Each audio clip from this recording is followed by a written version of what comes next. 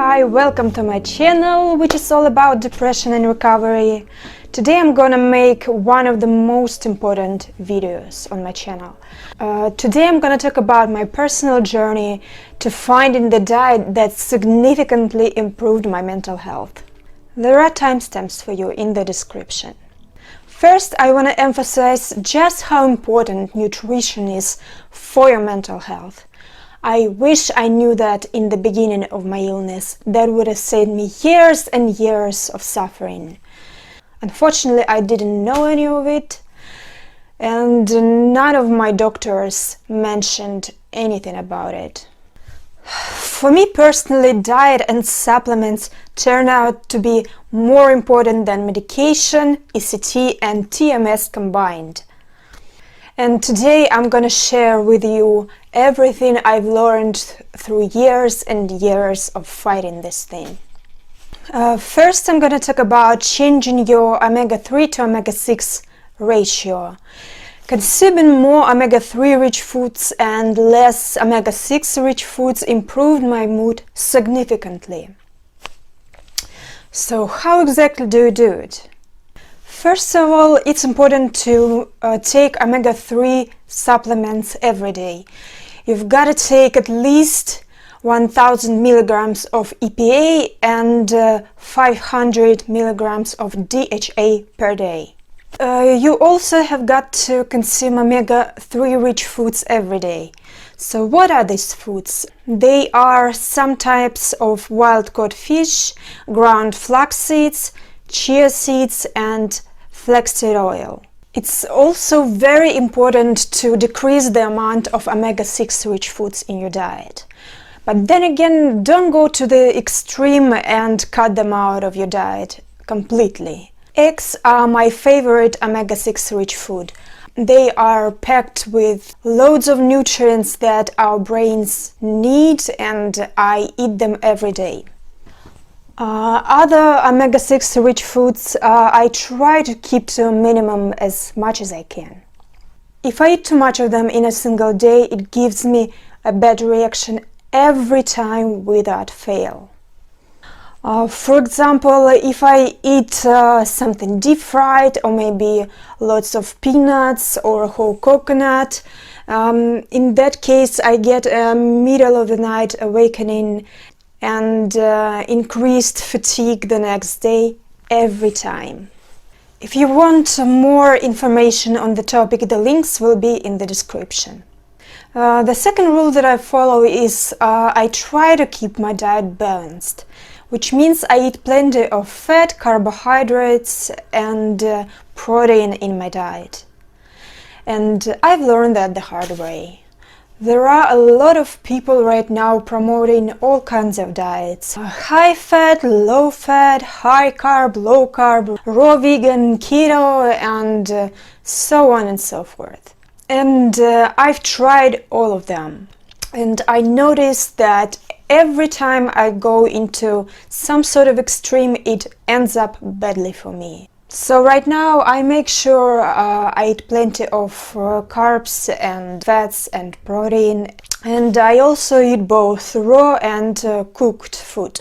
The next thing I want to talk about is bone broth. I started drinking it to help my knee heal from the surgery, and I noticed that it improved my sleep quality and my energy levels significantly. So right now I make sure I drink beef bone broth every day, and it's specifically beef bone broth. Pork doesn't help me as much for some reason. I also want to address the topic of veganism for a moment. For some period of time I was vegan. And I wasn't a vegan when I first got depressed, so the onset of my depression has absolutely nothing to do with it. I ate a well-planned vegan diet, I supplemented with everything I'm supposed to, and after some time, unfortunately, I found out that for me personally, a diet that contains bone broth and eggs is significantly superior to a vegan diet. But my own experience doesn't allow me to make general statements about humanity like veganism can never ever work for anybody. And I really dislike when people make these general statements based on exclusively their own experience. So I'm not gonna bash veganism altogether. The only thing that I can say with confidence is that some people need animal products in their diet to stay healthy. And I would advise any vegan with mental health problems to include bone broth and eggs in their diets and see what happens. Because veganism might be a part of your problem. It certainly was for me. Giving up veganism wasn't an easy decision for me. I care about animals a lot, but I am also terrified of relapse. I'm terrified of not being able to function again. So I don't see myself returning to a fully plant-based diet anytime soon. The next thing I want to talk about is limiting the amount of refined sugar in your diet. I'm talking about sweets, cakes, chocolates, and all of that type of stuff. Every once in a while, as a treat, it's okay, but it definitely shouldn't be an everyday thing. Consuming lots of sugar leads to increase in inflammation in your body and also the instability of blood sugar levels. Both of those things are really bad for anybody who has a mood disorder. I also eat lots of fruits and vegetables every day, and I keep my diet mostly plant-based. Especially I want to emphasize the importance of eating dark leafy greens every day. I started eating some leafy greens with almost every meal, and I definitely noticed an improvement in my energy levels and my mood. Also, after starting eating lots of greens, I noticed that my cravings for junk food decreased. The last thing I want to mention about diet is that I choose whole grains whenever possible. They are much more nutritious and healthy for you. So the next very important thing that I wanted to talk about with you in this video is supplements. Throughout the years I tried lots and lots of different supplements, and 3 of them helped me a lot. They are lithium orotate, omega-3 fatty acids, and N-Acetyl Cysteine. I'm gonna start with the lithium orotate. I've been taking it for about a month and a half now. I take 15 milligrams a day, and it really helps me a lot. I'm very excited about it. It improved my mood, I'm less anxious, I have no side effects, and I'm generally happy with how well it works for me.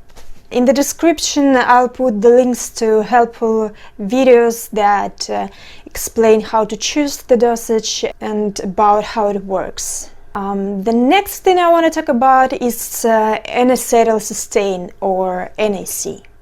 In the studies that I found, the dosages were very different. Anything from 600 milligrams per day up to 3 grams per day. So I personally chose to take 2 grams a day, 1 in the morning and 1 in the evening, and it worked out great for me. It also works better if you take it away from food. I started taking NAC and omega-3 fatty acids during my first depressive episode, which was about 6 years ago, and they worked great. They helped me much better than all of the SSRIs I have ever taken combined.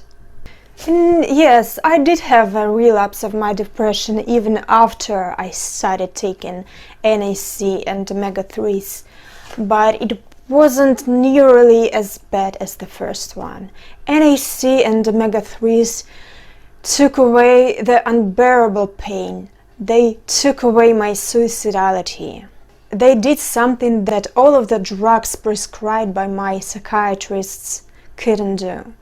And I was treated in the best mental hospital in the country by the best doctors for years and years and years. Professors with all kinds of degrees reviewed my case multiple times, and they were not able to help me. It upsets me so much that I live in a world where Dr. Google is better than the real doctors. And why is this happening? I mean, lithium orotate is not some new drug. It's been known for years that it crosses the blood-brain barrier much easier than lithium carbonate. And it's less toxic to the body, and yet lithium orotate is not a part of official treatment protocols. And the answer is modern-day capitalism. Lithium orotate and NaC are substances that are found in nature, and they are also cheap. You can't patent them, you can't make a lot of money with them, and that's why no one cares about researching them, no one cares about making them a part of official treatment. So to all of the libertarian, right-wing type of people who think that free market is the best solution to world problems, that's just not the case. The free market doesn't care about patient suffering, it doesn't care about fairness, it doesn't care about equal opportunity, it doesn't care about any of those things. It cares about corporations making a profit. And it's really sad that we live in that kind of world. So that's all I have for today. Thank you for the view. If you want to spread mental health awareness, please subscribe, like, and share. See you next time.